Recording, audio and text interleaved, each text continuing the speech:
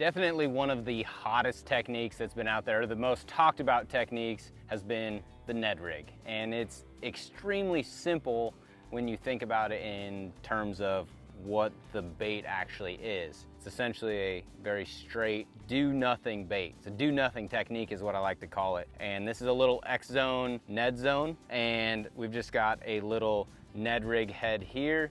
You can see a little bit rounded edges that helps it flip up, and it's got this flat side. Generally throwing them pretty light. This is a 1/6 ounce. I'll go all the way up to a 1/4 and anywhere in between.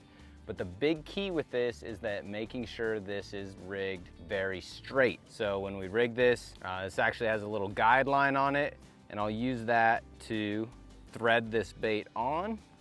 And we go down, you see right where that bait starts to turn and make that straight shank, then I'll start to poke the hook point out. And again, it's equally as important to make sure that that keeper is straight on the back. And we'll push it all the way up there on the bait.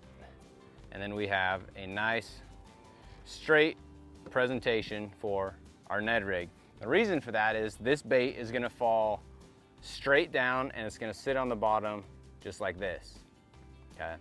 And so if you have that crooked, it's gonna wanna spiral, and when it lands, it may wanna kick it off to the side. So having that rig straight is super important.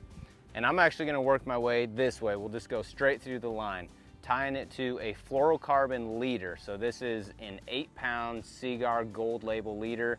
I will go all the way down to 6-pound if I feel like I'm around a lot of fishing pressure or tough conditions. And I'll even go all the way up to 10-pound test if I'm around really thick zebra mussels and nasty rock conditions and I want a little bit heavier line to battle that. And as we work our way down, you can see I've got the Seaguar Smackdown braid in flash green. This is 15-pound test. So if you've watched any other videos of me talking about spinning rod techniques, you're gonna hear a lot of the same information because I keep it very simple in the process of my finesse spinning rod techniques. The exact same reel, a Daiwa Exist 3000, and a Alpha Angler wrench. This is a 7-foot medium. It's kind of my do-all go-to finesse application rod. It can be shaky heads, Nico rigs, Ned rigs, any of that. But the big key with this is fishing this nice and slow, right? Allowing this bait to kick up, and this kind of see this bulbous tail on the end of this.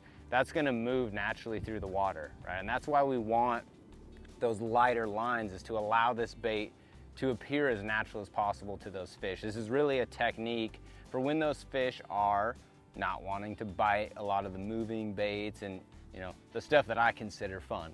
So definitely a technique that the last couple years has came on, catches a ton of fish.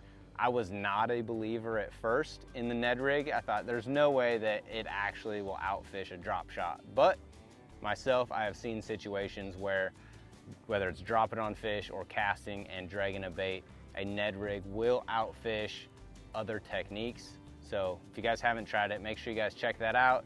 Make sure you guys look into the setups, the line, the reels, the rods, and it's really a system that you build that allows you to fish a lot of these techniques.